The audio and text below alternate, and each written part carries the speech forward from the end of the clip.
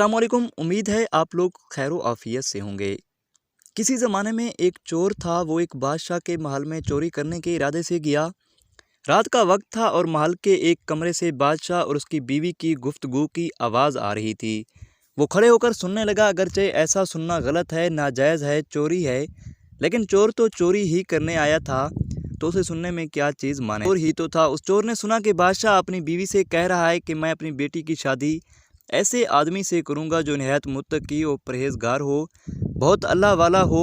जब चोर ये बात सुन रहा था तो उसके दिल में ख्याल आया कि क्यों ना मैं कुछ ऐसा बनकर दिखाऊं कि बादशाह मेरे ही साथ शहज़ादी की शादी कर दे।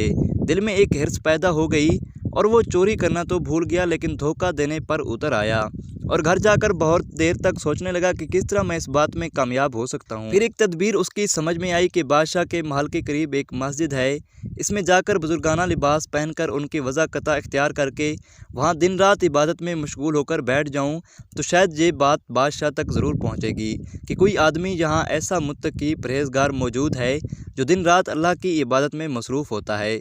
तो हो सकता है कि बादशाह की निगाह मेरे ऊपर पड़ जाए और मैं शहज़ादी से शादी करने के लिए चुन लिया जाऊँ। ये उस चोर का एक निहायत हकीर और जलील दुनियावी मकसद था जिसके लिए उसने ये इरादा किया।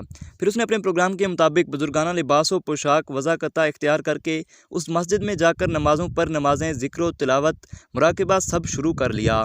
दिन गुजरते रहे और लोगों में शोहरत होती गई कि कोई अल्लाह का वली यहाँ पे आ गया है जो दिन रात इबादत करता है। यहाँ तक कि ये बात बादशाह तक भी पहुँच गई कि यहाँ कोई अल्लाह वाला आकर बैठा है, जवान, ज़ुहद व इबादत में लाजवाब, तकवा व तहारत में बेनज़ीर। जब बादशाह को ये बात मालूम हुई तो उन्होंने अपने इरादे के मुताबिक गौर व फ़िक्र शुरू कर दिया कि शहज़ादी के मुताल्लिक़ जो सोचा था उसके लिए इसी का इंतखाब क्यों ना कर लिया जाए।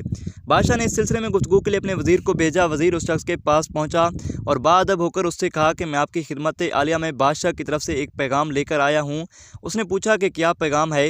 वज़ीर ने बताया कि बादशाह ने कई साल पहले ये फ़ैसला कर लिया था कि वो अपनी बेटी का निकाह एक ऐसे शख्स से करेंगे जो बड़ा मुत्तकी और परहेज़गार हो, अल्लाह वाला हो, और वो उसकी तलाश में थे।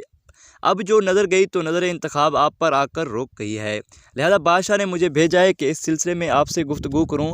ये शख्स जो दरअसल इसी तमन्ना व आरजू में यहाँ आकर बैठा था, बहुत देर तक वज़ीर की गुफ्तगू सुनता रहा। इसके बाद उसकी आंखों से आंसू जारी हो गए। वज़ीर ने पूछा कि क्या बात है, तो कहने लगा कि आज जो पैगाम लेकर आप आए हैं ये पैगाम मुझे मंजूर नहीं है।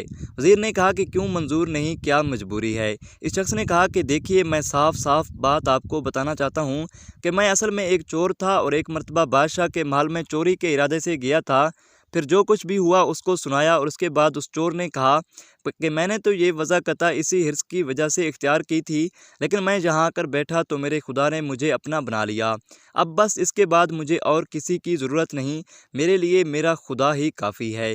बेशक जब इबादत इबादत हो जाए, नमाज नमाज हो जाए, ज़िक्र ज़िक्र हो जाए और हमारी दीगर इबादतें वाकई इबादतें हो जाएँ, तो बेशक ये नमाज़ें और इबादतें इंसान को बुराइयों से रोके रखती हैं।